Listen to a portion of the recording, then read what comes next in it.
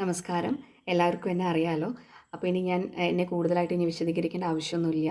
അപ്പോൾ ഞാൻ ഇപ്പോൾ പുതിയൊരു വീഡിയോ ആയിട്ട് വന്നത് എല്ലാവർക്കും നന്ദി രേഖപ്പെടുത്താനാണ്. ഒരുപാട് സപ്പോർട്ട് കണ്ടു. ഒരുപാട് സന്തോഷവും സ്നേഹവും എല്ലാവരോടും. അപ്പോൾ ഇനി ഞാൻ ഇപ്പോൾ ഇന്നൊരു വീഡിയോ ചെയ്യാൻ കാരണം എന്താ വെച്ചാൽ ഒരു എക്സ്പ്ലനേഷൻ കുറേ പേര് ആവശ്യപ്പെട്ടിട്ടുണ്ട്. ആ എക്സ്പ്ലനേഷൻ തരാൻ വേണ്ടിയിട്ടാണ്. അത് ഞാൻ ബാധ്യസ്ഥയാണെന്ന് എനിക്ക് തോന്നി. അപ്പോൾ അതിന് വേണ്ടിയിട്ടാണ് ഇങ്ങനൊരു വീഡിയോ ഞാൻ ഫർദർ ഇപ്പോൾ ചെയ്തത്. നമ്പർ 1 ഞാൻ പറയാം. ആദ്യത്തെ ക്വസ്റ്റ്യൻ എനിക്ക് നേരെ ഉയർന്നിരിക്കുന്നത് എന്തുകൊണ്ടാണ് നിങ്ങൾ ഇതിനു മുമ്പ് പ്രതികരിച്ചില്ല എന്നുള്ളതായിരുന്നു എൻ്റെ ആദ്യത്തെ. ഞാൻ ഒരുപാട് കമൻറ്റ്സ് കണ്ടതിൽ അതാണ് എൻ്റെ ആദ്യത്തെ ചോദ്യം ഞാൻ കണ്ടത്. അതിനുള്ള ഉത്തരം ഞാൻ പറയാം. ഞാൻ അന്ന് പ്രതികരിച്ചിരുന്നെങ്കിൽ എൻ്റെ കൂടെ ഒരാൾ പോലും നിൽക്കുകയായിരുന്നില്ല. കാരണം ഞാൻ പറഞ്ഞു തരാം. അന്ന് ഒരുപാട് ഞാൻ വിഷമിച്ച് കരയുമ്പോൾ പോലും അത് കേൾക്കാൻ ഒരാൾക്കും സത്യം പറഞ്ഞ നേരം ഉണ്ടായിരുന്നില്ല. കാരണം എല്ലാവരും ഭയങ്കര ബിസിയായിരുന്നു. അവനവൻ്റെ വർക്കായിട്ട് എല്ലാവരും ഓട്ടത്തിലായിരുന്നു. പിന്നെ അവിടെ സമാധാനിപ്പിക്കാനുള്ള ഒരു ധൈര്യം ആർക്കും അവിടെ ഉണ്ടായിരുന്നില്ല എന്നുള്ളതാണ് സത്യം. ഇന്നും ഇപ്പോൾ ഈ നിമിഷം വരയ്ക്കും ഞാനിപ്പോൾ ഇതെല്ലാം നിങ്ങളോട് തുറന്നു പറഞ്ഞപ്പോൾ പോലും ഞങ്ങളുടെ സ്കൂളിൽ നിന്നും ഒരു ടീച്ചർ പോലും, അവിടെ വർക്ക് ചെയ്യുന്ന ഒരു ടീച്ചർ പോലും എനിക്ക് സപ്പോർട്ടായിട്ട് രംഗത്ത് വന്നിട്ടില്ല.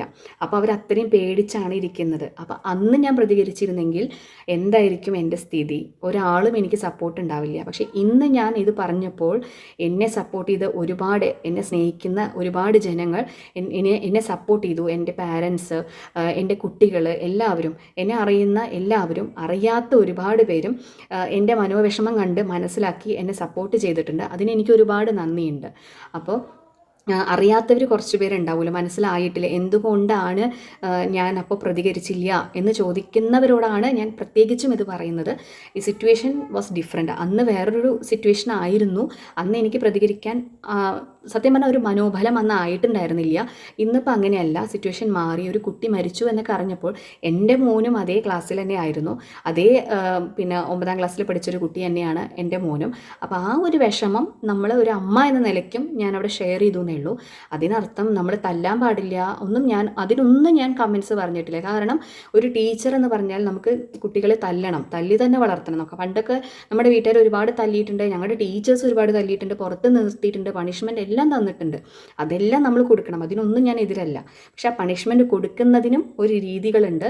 അപ്പോൾ അതിലേക്കൊന്നും ഞാൻ കിടക്കുന്നില്ല. കാരണം എനിക്കറിയില്ല, എനിക്ക് പേഴ്സണലി അങ്ങനെ ഒരു എക്സ്പീരിയൻസ് എനിക്ക് ഉണ്ടായിട്ടില്ല. എൻ്റെ കൺമുമ്പിൽ അങ്ങനെ ഒരു ടീച്ചേഴ്സും പണിഷ് ചെയ്തതായിട്ട് ഞാൻ കണ്ടിട്ടില്ല. അപ്പോൾ എനിക്കത് പറയേണ്ട ആവശ്യമില്ല. പക്ഷേ എന്നോട് കുറേ പേര് ചോദിച്ചു, ഇങ്ങനെ താഴത്ത് ഡിഗ്രേഡ് ചെയ്തോ, 8ാം ക്ലാസ്സിലേക്ക് ഇങ്ങനെ എഴുതി. അതൊന്നും എനിക്ക് അറിയുന്ന കാര്യമല്ല. കാരണം ഞാൻ ആ സ്കൂളിൽ പ്രസൻ്റ്ലി ഇപ്പോൾ വർക്കിംഗ് അല്ല. അതുകൊണ്ടാണ് എനിക്കതിന് ഉത്തരം പറയാൻ പറ്റാത്തത്. പിന്നീട് എന്നോട് ചോദിച്ച ക്വസ്റ്റ്യനാണ്, ടീച്ചർ ഇപ്പോൾ റിസൈൻ ചെയ്തത് കൊണ്ടല്ലേ ഇപ്പോൾ ഇങ്ങനെയൊക്കെ പറയുന്നത്? പ്രിയപ്പെട്ടവരെ, ഞാൻ ഒരിക്കലും അവിടുന്ന് റിസൈൻ ചെയ്തതല്ല. എന്നെ അവർ അവിടുന്ന് ഡിസ്കണ്ടിന്യൂവേഷൻ മെയിൽ എനിക്ക് അയക്കുകയാണ് ചെയ്തത്. കാരണം ഞാൻ പ്രതികരിക്കും എന്ന് അവർക്ക് ചെറുതായിട്ടൊരു ഹിൻറ്റ് കിട്ടിയത് കൊണ്ടാവാം അവരെന്നെ അവിടുന്ന് വേണ്ടാന്ന് വെച്ചത് എന്നാണ് ഇപ്പോൾ ഞാൻ വിചാരിക്കുന്നത്. അപ്പോൾ സത്യം പറയുകയാണെങ്കിൽ ഇതെനിക്കൊരു എക്സ്പ്ലനേഷൻ തരണമെന്നുണ്ടായിരുന്നു. പിന്നെ രണ്ടാമത്തെ ക്വസ്റ്റ്യൻ ആയിരുന്നു, എന്തുകൊണ്ടാണ് ടീച്ചർ ഇൻട്രോവേർട്ട് ആണെന്ന് പറയുന്ന തൻ്റെ മകനെ ഗവൺമെൻറ് സ്കൂളിലേക്ക് ചേർത്താതിരുന്നത് എന്ന്. ഞാനും ഒരു സാധാരണ ഒരു സ്ത്രീ തന്നെയാണ്. നമുക്ക് ഇപ്പോൾ ഒരു പാരൻ്റ് എന്ന നിലയ്ക്ക് നമുക്കും മോഹങ്ങൾ ഉണ്ടാവും അല്ലേ? നമുക്ക് നമ്മുടെ മക്കൾ നന്നായി പഠിക്കണം എന്ന ആഗ്രഹം നമുക്ക് ഉണ്ടാവും. അപ്പോൾ ഇൻട്രോവേർട്ടായ കുട്ടീനെ കുറച്ച് എക്സ്ട്രോവേർട്ട് ആക്കാൻ വേണ്ടിയിട്ടാണ് നമ്മൾ ഇങ്ങനെയുള്ള സ്കൂൾ. കാരണം ഒരുപാട് ഓപ്ഷൻസ് അവിടെ ഉണ്ട്. കാരണം ഇങ്ങനത്തെയുള്ള എന്താ പറയുക, ഡാൻസ്, പാട്ട്, കരാട്ടെ, അങ്ങനെയുള്ള ഒരുപാട് എക്സ്ട്രാ കരിക്കുലർ ആക്ടിവിറ്റീസിന് കൂടുതൽ ഇമ്പോർട്ടൻസ് കൊടുക്കുന്ന സ്കൂളാണ്.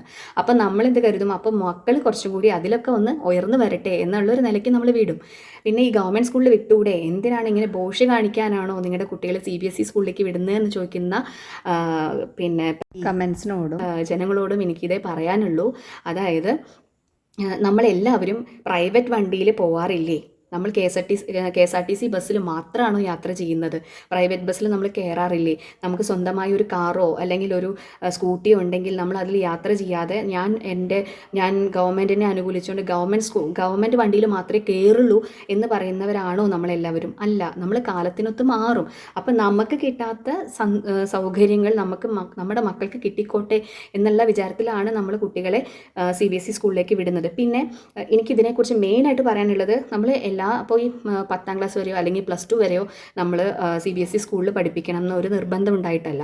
അവർക്കൊരു ബേസ് ഉണ്ടാക്കി കൊടുക്കുക, ലാംഗ്വേജ് അവർക്ക് കയ്യിൽ കിട്ടിക്കാൻ, അവർ സ്വയം അത് സംസാരിച്ച് ഫലിപ്പിക്കാനുള്ളൊരു കഴിവ് അവർക്ക് ഉണ്ടായാൽ നമുക്ക് ഗവൺമെൻറ് സ്കൂളിലേക്ക് മാറ്റണ്ട എന്നുള്ളതല്ല. പക്ഷേ ഇപ്പം ഞാൻ പറയാം, ഗവൺമെൻറ് സ്കൂളിൽ പഠിക്കുന്ന കുട്ടികൾ എല്ലാവരും മിടുക്കന്മാരാണ്. ഒരുപാട് ബുദ്ധിയും ഒരുപാട് കഴിവുകളുള്ള കുട്ടികളാണ് ഗവൺമെൻറ് സ്കൂളിലുള്ളത്. ഇല്ലയെന്ന് ഒരിക്കലും ഞാൻ പറയുന്നില്ല. ഒരു സ്കൂളും നല്ലതല്ല എന്ന് ഞാൻ പറഞ്ഞിട്ടില്ല, എല്ലാ സ്കൂളും നല്ലതാണ്. പക്ഷേ നമ്മുടെ കുട്ടിക്ക് ഇംഗ്ലീഷ് നമ്മൾ ഒരു ജോലിക്ക് പോകുമ്പോൾ, ഗവൺമെൻറ് സ്കൂളിൽ പഠിച്ചൊരു കുട്ടിക്ക് ഗവൺമെൻറ് ജോലിയാണ് കിട്ടണമെങ്കിൽ കുഴപ്പമില്ല.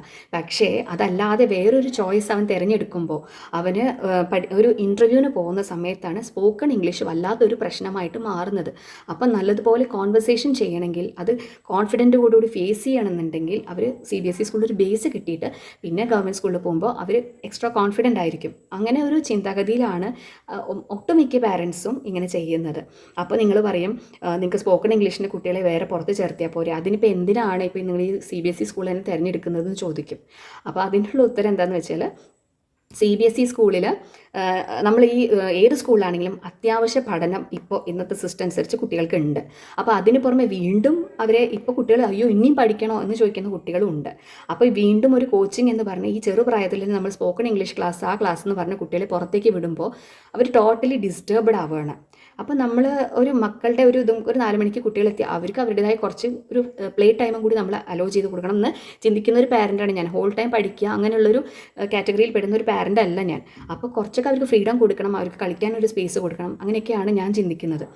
ഇന്നത്തെ കാലത്ത് അത്രയും സ്മാർട്ടായിട്ട് ഇംഗ്ലീഷായിട്ട് നല്ലപോലെ ഫ്ലുവൻ്റായി സംസാരിക്കുന്ന ഒരു കുട്ടിക്കാണ് പുറമേ എവിടെയെങ്കിലും ജോലിക്ക് പോവുകയാണെങ്കിൽ ഒരു ഇൻ്റർവ്യൂ ചെയ്യുന്ന സമയത്ത് അവർക്ക് പെട്ടെന്ന് സെലക്ഷൻ കിട്ടുള്ളൂ, അല്ലെങ്കിൽ അത് വല്ലാത്തൊരു ബുദ്ധിമുട്ട് അവർ ഫേസ് ചെയ്യുന്നുണ്ട്.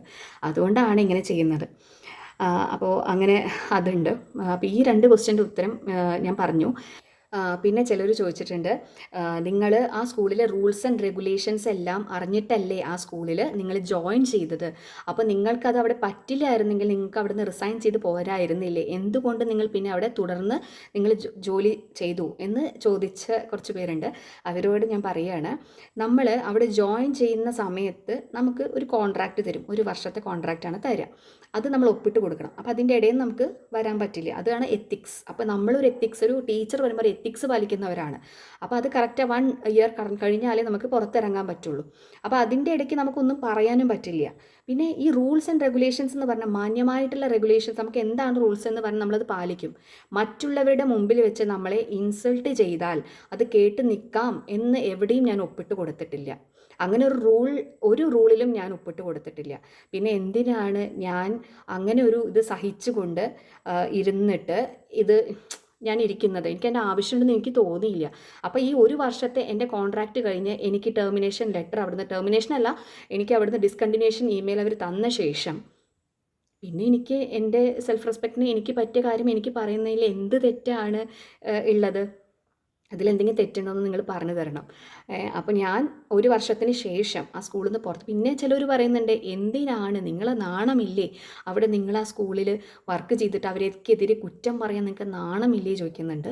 അപ്പോൾ ആ സ്കൂളിൽ വർക്ക് ചെയ്തു, അതിനനുസരിച്ച് ഞാൻ പണിയെടുത്തിട്ടുണ്ട്. അവർക്ക് വേണ്ട എല്ലാവിധ എന്നെക്കൊണ്ട് പറ്റുന്ന എല്ലാ കാര്യങ്ങളും ഞാൻ ചെയ്തു കൊടുത്തിട്ടുണ്ട്. അല്ലാതെ ഒരു വർക്കും ചെയ്യാതെ ആ സമയത്ത് ഞാൻ തേരാപ്പാരം നടന്നിട്ടില്ല. നല്ലപോലെ അധ്വാനിച്ച് ആ സ്കൂളിന് വേണ്ടി ചെയ്തിട്ടുണ്ട്. പക്ഷേ എൻ്റെ മെൻ്റൽ ഹെൽത്തിനെ അത് വല്ലാതെ ബാധിച്ചപ്പോൾ മാത്രമാണ് ഞാൻ അവർക്കെതിരെ റെസ്പോണ്ട് ചെയ്തത്. അത്രേ എനിക്ക് പറയാനുള്ളൂ അതിനെക്കുറിച്ചിട്ട്. സത്യമായിട്ടും ഞാൻ ഒരു ദുരുദ്ദേശത്തോടു കൂടിയല്ല ഇത് ചെയ്യുന്നത്. ആരെയും അപമാനിക്കാനോ അല്ലെങ്കിൽ ആരെയും തേച്ചൊട്ടിക്കാനോ അല്ല ഞാൻ ഈ വീഡിയോ ചെയ്യുന്നത്. എനിക്കുണ്ടായ വിഷമങ്ങൾ വളരെ ജെന്യൂൻ ആയിട്ടാണ് ഞാനിവിടെ അവതരിപ്പിച്ചത്. അതിൽ ആർക്കെങ്കിലും വിഷമം ഉണ്ടായിട്ടുണ്ടെങ്കിൽ എൻ്റെ ഭാഗത്തുനിന്ന് ഞാൻ സോറി പറയുന്നു. പക്ഷെ എനിക്ക് തോന്നുന്നില്ല ഞാൻ സോറി പറയണം എന്നുള്ളത്. കാരണം അത്രമാത്രം ഞാൻ അനുഭവിച്ച കാര്യങ്ങളാണ് ഞാൻ പറഞ്ഞിട്ടുള്ളൂ. അപ്പോൾ ഇതാണ് എനിക്ക് എൻ്റെ ഒരു എക്സ്പ്ലനേഷൻ എന്നുള്ള നിലയ്ക്ക് എനിക്ക് പറയാനുള്ളത്. Thank you. നന്ദി, നമസ്കാരം. എന്നെ സപ്പോർട്ട് ചെയ്ത എല്ലാവർക്കും ഒരുപാട് ഹൃദയത്തിൻ്റെ ഭാഷയിൽ നിന്നും ഹൃദയത്തിൻ്റെ അടിത്തട്ടിൽ നിന്നും ഞാൻ നന്ദി രേഖപ്പെടുത്തുന്നു. നന്ദി.